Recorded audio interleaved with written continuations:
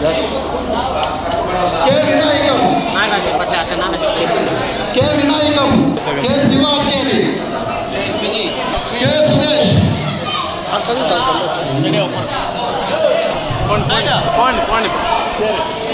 K Subhacharyulu, K Subhachari, K Shekhar Rao, K Niyamat Basha, Niyamat Basha రా బాబురే గుండియా రావు,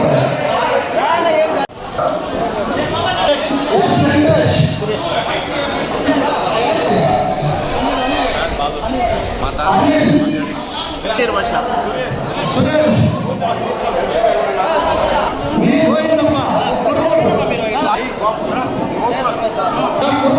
Shri Subrahmanyam, Shri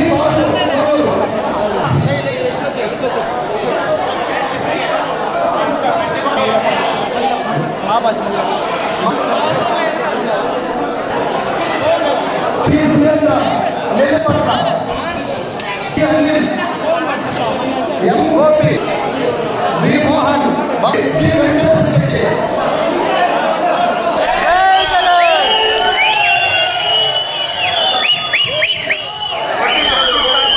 G Balwan Shetty RKG, Lav Kumar Kururu, Ramana Madhav Talari, E Subrahmanyam Motepalli, ఈ సుబ్రహ్మణ్యం మోటేపల్లి, జై జగన్, ఈ సుబ్రహ్మణ్యం జై జగన్, జి దేవేంద్ర శెట్టి ఆర్కేజీ,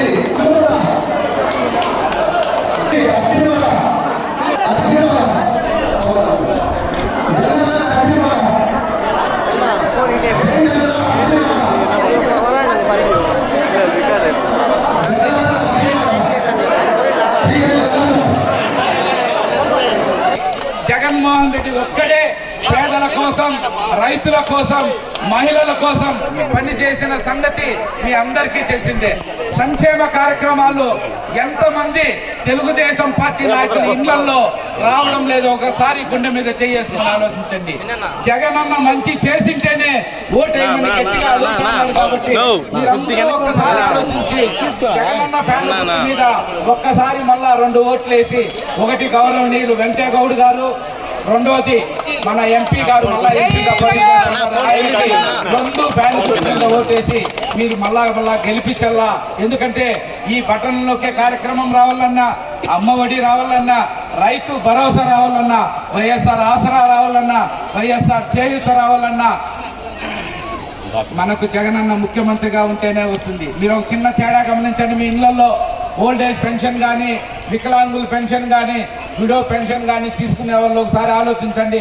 మొన్న ఒక్క నెల జగనన్న ముఖ్యమంత్రిగా లేదు, వాలంటీర్లు మన ఇంటి దగ్గరికి రాలేదు.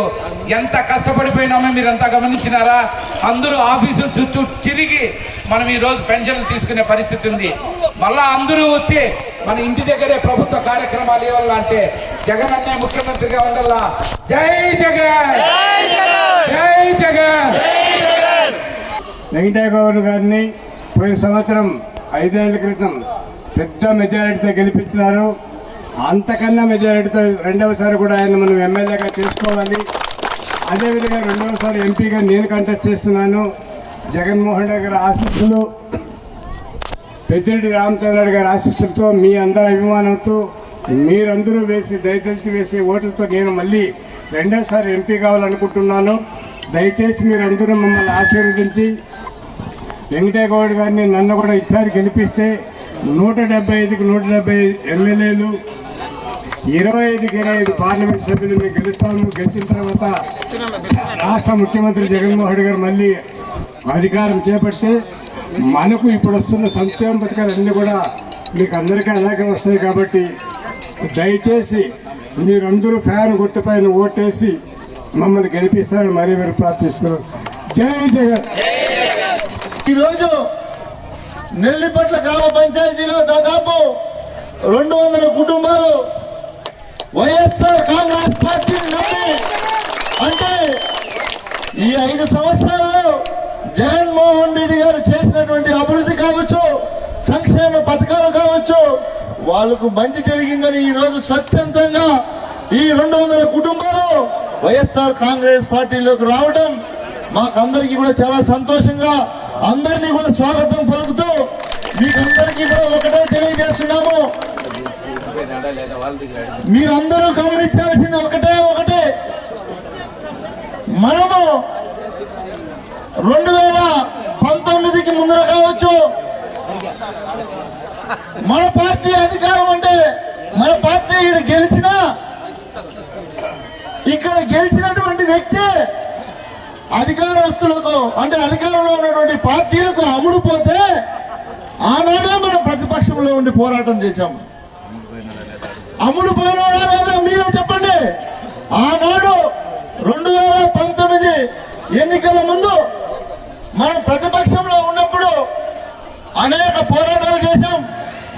2019లో ఆ భగవంతుడి దయతో జగన్మోహన్ రెడ్డి గారు ముఖ్యమంత్రి అయిన తర్వాత మీ అందరికీ కూడా ఒకటే కోరుకుంటా మిమ్మల్ని అందరినీ కూడా అడుగుతా ఉన్నా, మీ కుటుంబాలకు మంచి జరిగిందా లేదా జగన్ ముఖ్యమంత్రి అయిన తర్వాత అడుగుతా ఉన్నా. జరిగింది అంటే జరిగిందని చెప్పండి, జరిగిందా లేదా? కాబట్టి మీరందరూ కూడా గుర్తుపెట్టుకోవాల్సింది ఒకటే, జగన్మోహన్ రెడ్డి గారు మాట చెప్తే ఆ మాట మీద నిలబడతారు. చంద్రబాబు నాయుడు మాట చెప్తే జీవితంలో మాట మీద నిలబడడు. ఆయన చెప్పేదే అబద్ధం. చంద్రబాబు నాయుడు నోట్లో నుంచి వచ్చే ప్రతి మాట అబద్ధం. దానికి నిదర్శనం 2014 ఎన్నికల్లో ఆయన వాగ్దానాలు గుర్తుపెట్టుకోండి. ఆయన 2014 ఎన్నికల్లో ఇంటికి ఒక ఉద్యోగం ఇస్తామన్నాడు, మహిళలను చూసి డోక్రా రుణమాఫీ చేస్తామన్నాడు, సుమారు 600 హామీలు ఇచ్చాడు. అవ్వ తాతని ఏమారించి, అవ్వలని తాతల్ని అందరినీ ఏమారించి మోసం చేశాడు. ఈ రోజు జగనన్న 2019 ఎన్నికలప్పుడు ఏదైతే మేనిఫెస్టోలో చెప్పాడో వాటినన్నింటినీ కూడా పూర్తి చేసి ఈ రోజు మీకు మంచి జరిగింటేనే నాకు ఓటేయండి అని అడిగే దమ్మున్న నాయకుడు జగన్మోహన్ రెడ్డి గారు గుర్తుపెట్టుకోండి.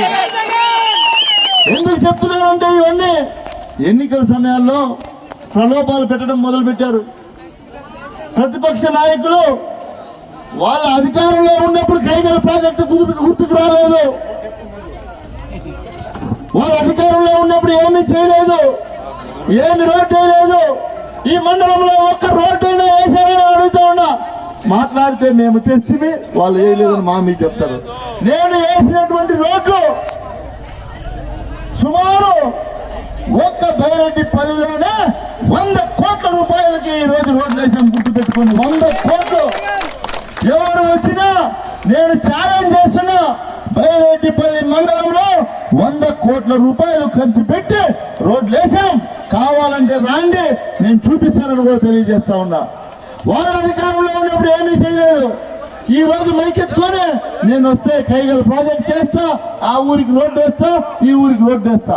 అధికారంలో ఉన్నప్పుడు ఏం లేదు, ఇంక నీకు వేసే అవకాశం కూడా ప్రజలు ఈ రోజు కూడా తెలియజేస్తా ఉన్నా. గుర్తుపెట్టుకోండి, ఒకటి గుర్తుపెట్టుకోండి, ఈ రాష్ట్రంలో ప్రజలందరూ కూడా బాగుండాలి, పేదలందరూ కూడా ధనికులు కావాలి అంటే జగన్మోహన్ రెడ్డి ముఖ్యమంత్రి కావాలి. గుర్తుపెట్టుకోండి, వద్దు ఎవరో ఊరికి 2-3 బాగుంటే చాలు, పెత్తందారులు ఈ పరిపాలన సాగించాలనుకుంటే చంద్రబాబు నాయుడు కావాలి. గుర్తుపెట్టుకోండి, ప్రజలు బాగుండాలా పెత్తందారులు బాగుండాలా అని ప్రజలు మీరే నిర్ణయించండి. ప్రజలు బాగుండాలంటే జగనన్న ముఖ్యమంత్రి కావాలి, పెత్తందారులు బాగుండాలంటే చంద్రబాబు కావాలి. మీ ఊరంతా బాగుండాలంటే జగనన్న కావాలి, ఊర్లో 1-2 దోచుకొని తినాలంటే చంద్రబాబు కావాలి. కాబట్టి మీరు అందరూ గుర్తుపెట్టుకొని రానున్న ఎన్నికలు మే 13వ తేదీ మీరందరూ గుర్తుపెట్టుకోండి. ఫ్యాన్ గుర్తుకు ఓట్లేసి 2 ఓట్లు, ఒకటి ఎంపీ గారికి, ఒకటి నాకు ఎమ్మెల్యే అభ్యర్థికి 2 ఓట్లు ఫ్యాన్ గుర్తు మీద వేసి అఖండ మెజార్టీతో గెలిపిస్తారని ఆశిస్తూ ఇక్కడికి ఇచ్చేసేటువంటి ప్రతి ఒక్కరికి ధన్యవాదాలు తెలుపుకుంటూ సెలవు తీసుకుంటాను.